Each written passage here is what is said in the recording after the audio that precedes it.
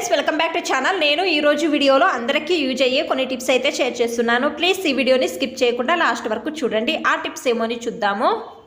Tip number 1, ఆలుగడ్డ తెస్తాము. మనము బుట్టలో వేసినప్పుడు ఆలుగడ్డను ఈ విధంగా సపరేట్ పెట్టాలి. ఆలుగడ్డలు మొలకలు రాకూడదు అంటే కొన్ని వెల్లుల్లిపాయలను ఈ విధంగా వేసి పెడితే మొలకలు తొందరగా రావు. ట్రై చేయండి. ఈ టిప్ అనేది బాగా హెల్ప్ అవుతుంది. టిప్ నెంబర్ 2, నేను ఇక్కడ మట్టి దీపము తీసుకున్నాను. అలాగే పలావాకులు తీసుకుని ఈ విధంగా తుంచి మట్టి దీపంలో వేస్తున్నాను. దీనిపైన మనము దేవుని పూజకు ఇచ్చేసే కర్పూరం ఉంటుంది కదా, అది పెట్టి వెలిగించాలి. వెలిగించిన తర్వాత కొద్దిసేపు వదిలేయండి. ఈ విధంగా వెలిగించడం వలన ఇంట్లో పాజిటివిటీ అనేది ఉంటుంది. అలాగే స్మెల్ కూడా చాలా బాగుంటుంది.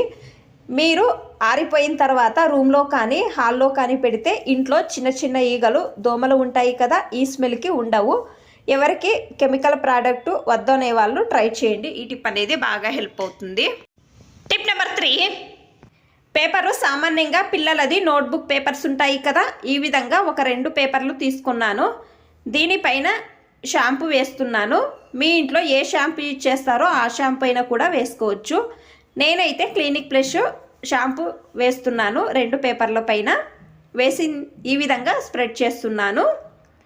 ఇప్పుడు మీరు ఏం చేయాలంటే ఇది ఎండలో ఆరబెట్టాలి.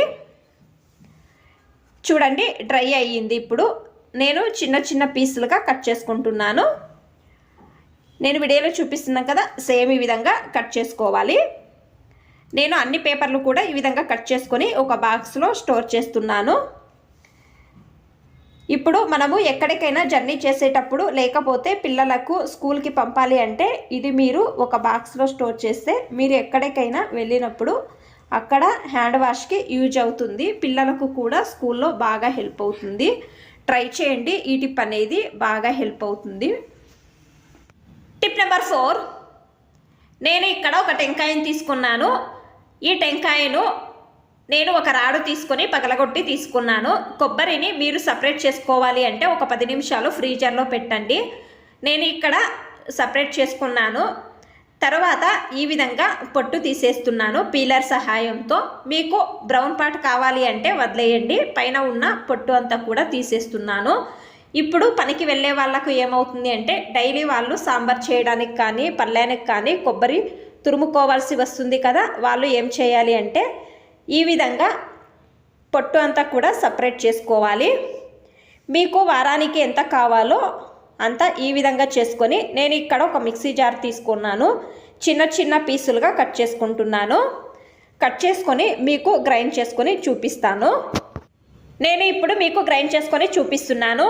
మీరు హెయిట్ అండ్ బాక్స్లో స్టోర్ చేస్తే ఫ్రీజర్లో పెట్టండి. వారం రోజుల వరకు కొబ్బరి చాలా బాగా ఉంటుంది.